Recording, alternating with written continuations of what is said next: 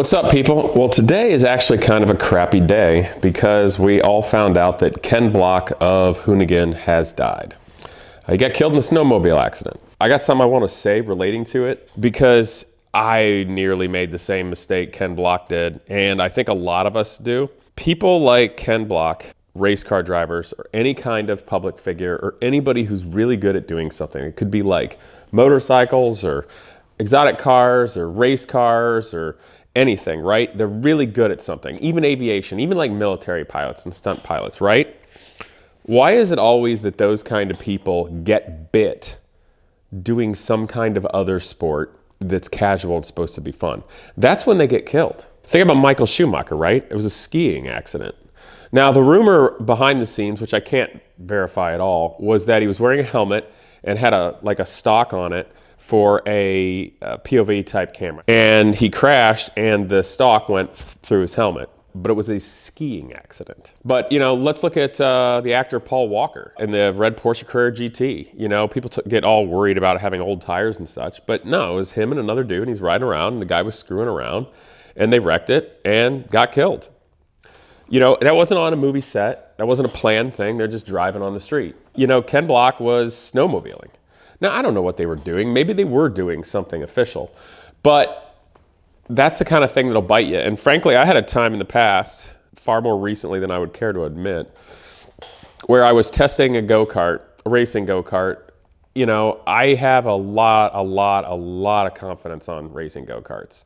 I mean, that's my jam. I do very well in a kart. And, I just hopped in it, and I wasn't on a racetrack. I was on sealed asphalt driveways. There may have been puddles and gravel and dirt and everything like that with cold tires, and I don't really care because I'm pretty decent on a kart.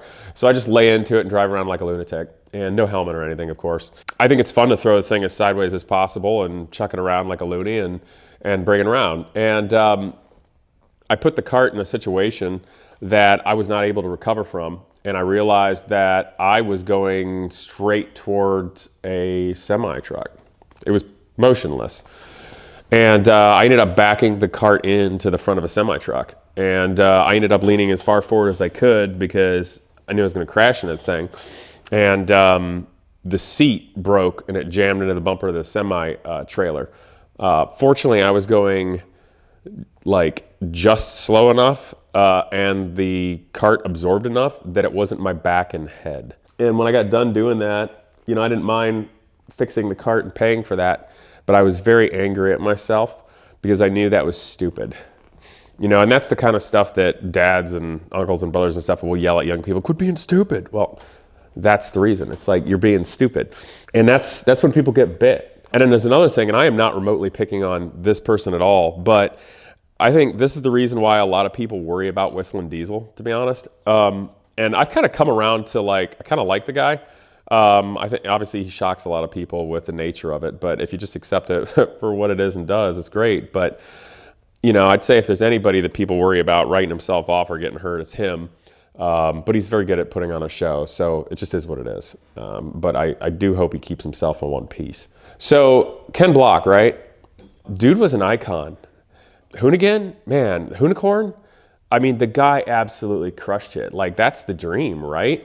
That's better than winning the Indy 500 or the F1 World Championship, in my opinion.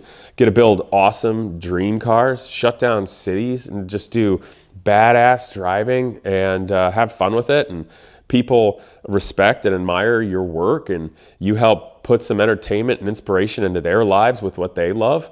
I mean, the guy crushed it. I mean, that's it. That's as good as it gets in the car world. He was like a car god, small g, but he's dead. Snowmobile accident. There's nothing cool about dying on a snowmobile. Steve Irwin, remember him? The animal guy in Australia? He was just doing what he's doing and gets nailed by a stingray. That sucks. Those things will sneak up and bite you. And that's what I want to bring up, is that all these people that are really good at something, that make something work, it's when they least expect it. I'll give you an example, right? I have the ability to commute to work in this thing, and it tops out at 210 miles an hour because it runs out of gear. It's got enough horsepower to go faster than that. So I have the ability, if I want to exceed the speed limit anywhere in America easily. But I've never been pulled over in it. And that's probably because when I'm driving this car, I'm really paying attention. However, I ended up getting pulled over and cited with a speeding ticket in our BMW four-door SUV, not trying with the cruise control and coming on a highway. I was driving on the highway for like 6 hours and then merged to get off. And I ended up getting a ticket. Well, I wasn't out trying to speed. I wasn't out thinking of anything like that. I was just driving, commuting, getting home. But that's when things like that get you. You know, it's not fair for me to assume or think about anything relating to what happened to Ken, because I don't know any of the situations other than he was snowmobiling. It sucks. And the other thing, I'm going to be frank with you guys, even with me, and I'm pretty stick in the mud, old guy yelling at clouds in terms of YouTubers with cars and race cars and stuff. By doing YouTube and by doing more and more things that relate to speed or bikes or cars or racing, you get more accustomed to it. And you have also motivation to go faster, be more exciting, wilder, maybe take some more risks. I would say the best advice I have to everybody, I don't care how old you are, the most skilled people usually get taken out when they're not thinking. And it's because they relax or they get silly, and the confidence they have doing the things they do really well, they bring over to whatever it is that they're doing. I mean, how many racing car drivers got killed on a freaking bicycle accident, like just riding their bicycle through the paddock or something stupid like that? So one has to be mindful, you know, when I think of some relatives and such that were fighter pilots in the past, and even now you talk to those guys, there's something called, this is a little different, but it's called, you know, target fixation. You know, the guys that end up flying the plane into the ground or a mountainside because they were so focused on hitting a target, they forget to pull up. Our Uncle Jim used to fly F-4 Phantoms in Vietnam and nuclear B-52s over the cap. He told me that the guys that ended up getting killed just messing around with planes, so to speak, were the ones that were the best. Because the best pilots that had the best fly by the seat of the pants would like to run through the canyon as low as possible. And do things like that. Those were the ones who get taken out. It was the ones maybe that weren't the best pilot, but were really good, that had their mindset about them, that stays alive. Something else that I want to bring up about the Ken Block thing, like, I've done a lot of stuff in my time, you guys. You know, some of the VinWiki stories I told, I PG-ified it. There's a lot of things I've done that I enjoyed at the time and I thought was cool, that I don't talk about, especially publicly, because I don't want to be a so-called role model or influencer influencing anybody, especially young people, to do dumb crap. And I'm going to be perfectly honest too, and I don't care if the guys are mad because it's true and I'm not dogging on it, but I like the Cannonball Run. I think it has its place culturally and socially and is important, more than just cars and being cool. But there for a while, I was getting a little nervous that people were being a little too flagrant about it, and I was really concerned that something bad would happen. Nothing did. They did it well, but you guys gotta watch yourselves. Don't get too confident and cocky, and it's usually the dumb little things where you get bit. Because you're gonna be really paying attention on your bike or your car or your plane, but maybe you're dicking around on bicycles and you weren't thinking to look, see if there's a car coming. It is so much better to have the presence of mind at all times, to know when to metaphorically and literally just throttle back. Save yourself, save your machine. A dead pilot can't help win a war, and a dead racing driver doesn't win no races. There's been plenty of times throughout my life where I literally and metaphorically throttled back to preserve. Maybe it was just because I can't afford to break my machinery, or it's just a learning time, we'll get better in the future. Whereas my peers, especially when I was young, teenager, small town, oh my God. That's what everybody did, is dumb stuff on bicycles, BMX bikes, you know? And I was by no means the bravest, but I never got hurt bad. And I continued that throughout my whole life. You know, when I was younger, college, 20s and whatnot, there were people that were braver, that were wilder, that maybe raced more. But those are the people who ended up broke, with broken machinery, broken bodies, and didn't continue. But I continued. So I'm 41 years old. Like, I continue to do fast things and exciting things. I'm still going. And I didn't destroy all my machinery just by going racing and running into the ground and have no money left over. I didn't go do bonsai crazy stuff and wreck and cost money and hurt myself on bikes. I stayed alive, and that allowed my career to continue to go up and progress over a great amount of time. But when I was young, I was not the coolest by any means, across the board, in anything in life. But I grew, and Ken obviously was very good forever and grew at everything he did. But, he's in his 50s and got bit. We've got to have the mindset to look after ourselves, because at the end of the day, the only person that is going to keep us in one piece is ourselves. I'll give you another example. So I'll be perfectly honest. I like dangerous stuff. That's fun. Because if you're not risking anything, what's the point of doing it, And it does make you feel alive to do something dangerous that has meaning or value or sport, but do it well and come out in one piece. Maybe get banged up a little bit. It feels alive and it's good.